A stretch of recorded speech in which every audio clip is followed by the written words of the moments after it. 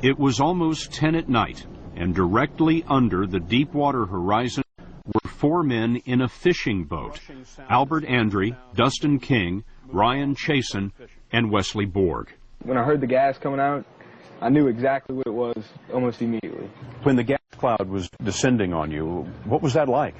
It was scary, and when I looked at it, it burned my eyes, and I knew we had to get out of there. You could tell what it was? I knew it was methane.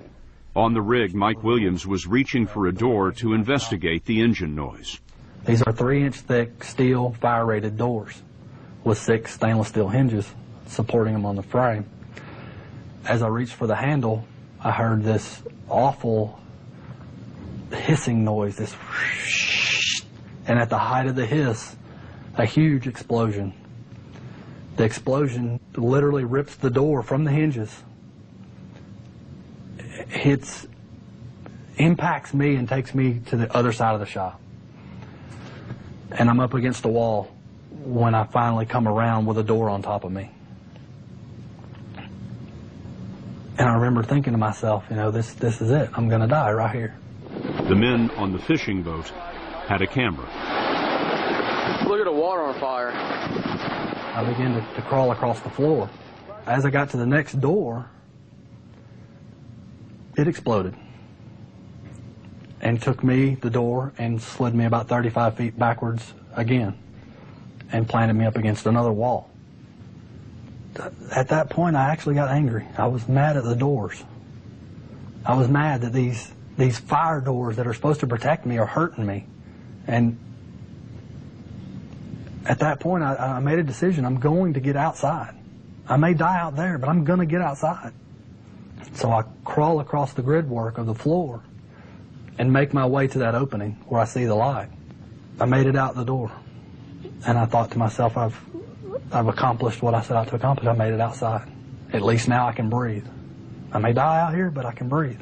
Williams couldn't see. Something was pouring into his eyes, and that's when he noticed a gash on his forehead. I didn't know if it was blood. I didn't know if it was brains. I didn't know if it was flesh. I didn't know what it was. I just knew I was in trouble. At that point, I grabbed a life jacket. I was on the aft lifeboat deck. There were 2 functioning lifeboats at my disposal right there. But I knew I couldn't board them. I had responsibilities. His responsibility was to report to the bridge, the rig's command center. I'm hearing alarms. I'm hearing radio chatter, mayday, mayday, mayday. We've lost propulsion. We've lost power. We have a fire. Man overboard on the starboard forward deck. Multiple personnel on water. Any person in the vicinity for help will be really appreciated. Williams says that on the bridge, he watched them try to activate emergency systems. The BOP that was supposed to protect us and keep us from the blowout obviously had failed, and now the emergency disconnect to get us away from this fuel source has failed. We have no communications to the BOP.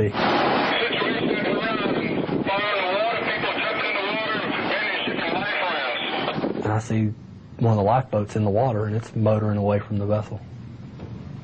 I looked at the captain and asked him, I said, what's going on? He said, I've given the order to abandon ship. Every Sunday they had practice lifeboat drills and the procedure for making sure that everyone was accounted for. But in the panic, all that went to hell. The lifeboats were leaving. They're leaving without you? They have left without the captain and without knowing that they had everyone that had survived all this on board. I've been left now by 2 lifeboats. And I look at the captain and I said, what do we do now? By now, the fire is not only on the derrick, it's starting to spread to the deck. At that point, there were several more explosions, large, intense explosions. What do they feel like, sound like? It's just take your breath away type explosions, shake your body to the core explosions. Take your vision away from the percussion of the explosions. About 8 survivors were left on the rig. They dropped an inflatable raft from a crane, but with only a few of the survivors on the raft, it was launched, leaving Williams, another man, and a crewwoman named Andrea. I remember looking at Andrea and seeing that look in her eyes of she had quit, she had given up. I remember her saying, I'm scared. And I said, it's okay to be scared, I'm scared too. She said, what are we going to do? I said, we're going to burn up or we're going to jump. How far is it to the sea? Maybe 90 feet, 100 feet. It's a long ways. In the middle of the night, with blood in his eyes, fire at his back, and the sea 10 stories below, Williams made his choice. I remember closing my eyes and saying a prayer and asking God to tell my wife and little girl that Daddy did everything he could. And if I survive this, it's for a reason. So I made those 3 steps, and I pushed off into the rig. And I fell for what seemed like forever. A lot of things go through your mind. The rest of Mike Williams' story and a look at the company responsible for the disaster when we come back.